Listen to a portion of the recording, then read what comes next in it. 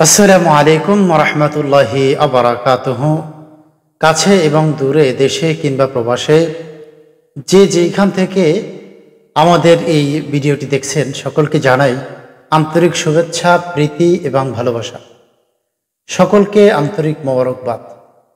আজকে যে বিষয়টা নিয়ে হাজির হয়েছি, বিষয়টা হলো বর্তমান প্রেক্ষাপটে, বর্তমান সমাজে, বর্তমান অবস্থায় আমাদের এখনকার যেই প্রেক্ষাপট, এই প্রেক্ষাপটে আমরা অনেক ক্ষেত্রেই ধোঁকা খেয়ে থাকি, ধোঁকাবাজির সম্মুখীন হয়ে থাকি, ধোঁকার মুখে পড়ে থাকি।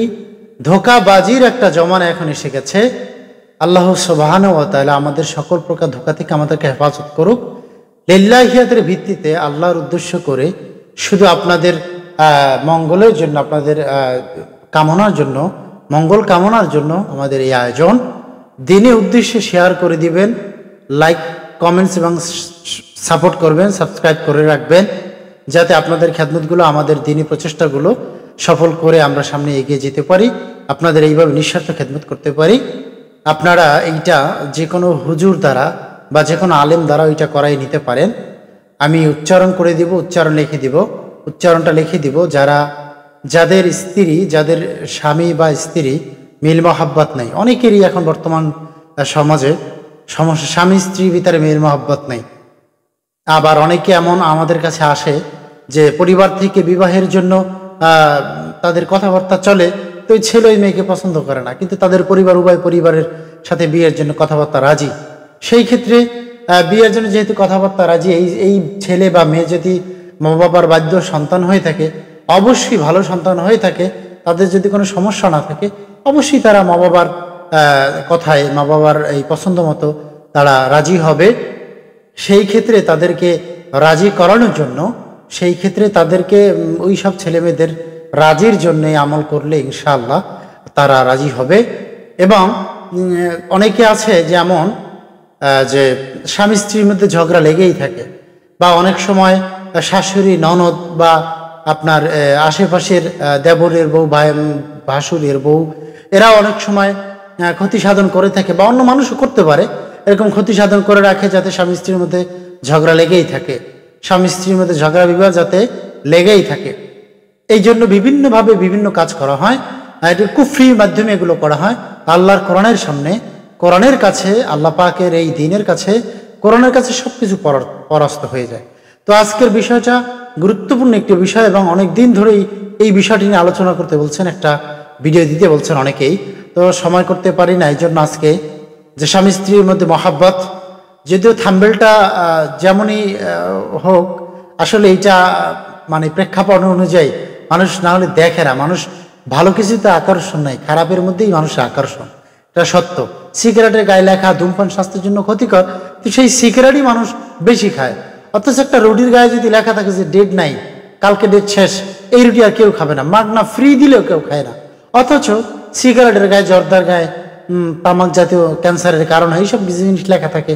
মানে যেই খাবারের গায়ে তার প্রচার দুর্নাম লেখা থাকে, সেই খাবারটা মানুষ কিনে খায়। কারণ কি? কারণ হলো যে এটা নিষেধ কেন করলো, নিষেধের মধ্যেই, নিষেধাজ্ঞার মধ্যেই মানুষের আকাঙ্ক্ষা, নিষেধাজ্ঞার মধ্যেই মানুষের আপনার কি বলে, যত কিউরিসি, যে নিষেধ করলো কেন, এটার মধ্যে কিছু একটা আছে। তো যাই হোক, এই জন্য আসলে থাম্বেলটা ওইভাবে দেওয়া। তবে অবশ্যই এই কাজ, এই আমল, এইটা খারাপ কোনো বিষয়ে লাগালে আপনার ক্ষতি হবে, এবং এইটাতে কোনো উপকারও আসবে না, বরং আবার উল্টা ক্ষতি হবে। যদি এইটা কোনো মেয়ের ব্যাপারে, কাউকে, কোনো মেয়েকে মানে শরীয়তের বিধান লঙ্ঘন করে কোনো মেয়েকে আপনি যদি এই করেন, প্রেমের জন্য তাকে বাধ্য করতে চান, বা তাকে আপনি যদি প্রেমের জন্য আপনার এটা কি বলে, যদি তাকে প্রেমের প্রস্তাবের জন্য বা প্রেমের জন্য এরকম মানে অবৈধ সম্পর্কে যদি আপনি এটা কাজে লাগান, তাহলে এটা নিছক আপনার জন্য পাপ হবে, গুনাহ হবে।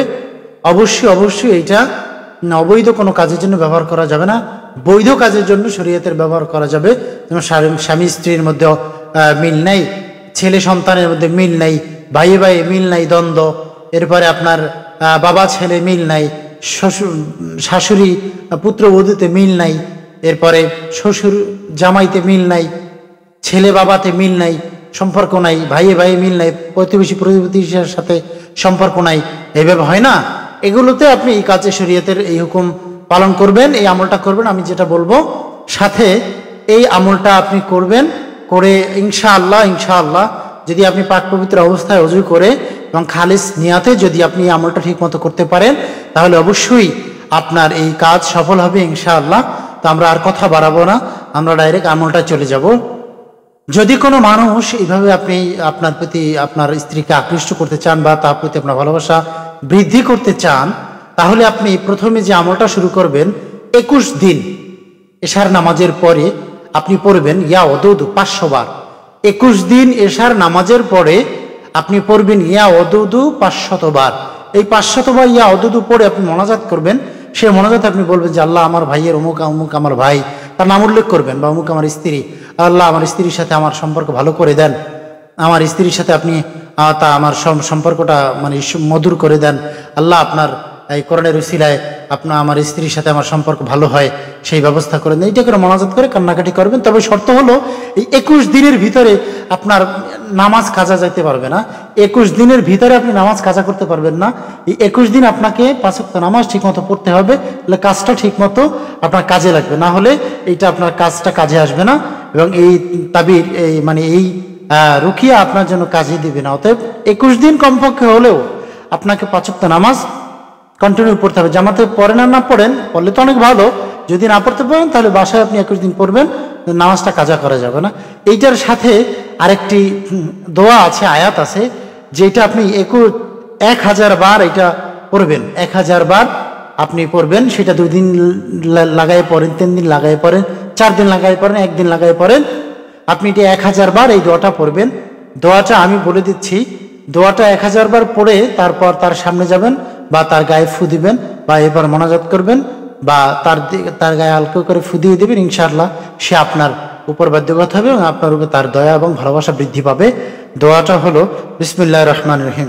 তাজিদনি মুস্তাগীসান ইয়া মুগীসান, তাজিদনি মুস্তাগীসান ইয়া মুগীসান, আন্নাল কাহারু ফাতলুবনি তাজিদনি, আন্নাল কাহারু ফাতলুবনি তাজিদনি, আন্নাল কাহারু ফাতলুবনি তাজিদনি।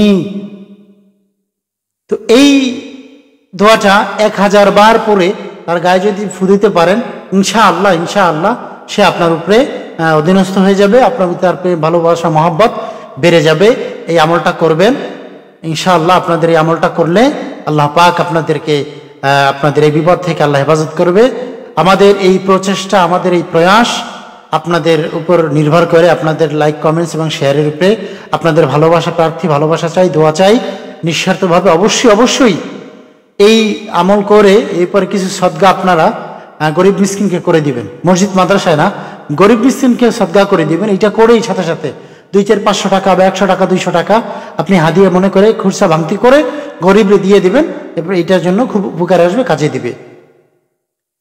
তো এই আমলটা করলে আল্লাহ পাক আপনাদের হেফাজত করবে ইনশাআল্লাহ। অবশ্যই আমরা এই আমলটা করতে চাই, আমলটা আমরা করব, অবশ্যই আমাদের উপকার আসবে ইনশাআল্লাহ। আজকে পর্যন্ত, আবার নেক্সট টাইম অন্য কোনো ভিডিও নিয়ে আপনাদের সামনে হাজির হব। আসসালামু আলাইকুম ওয়া রাহমাতুল্লাহি ওয়া বারাকাতুহু।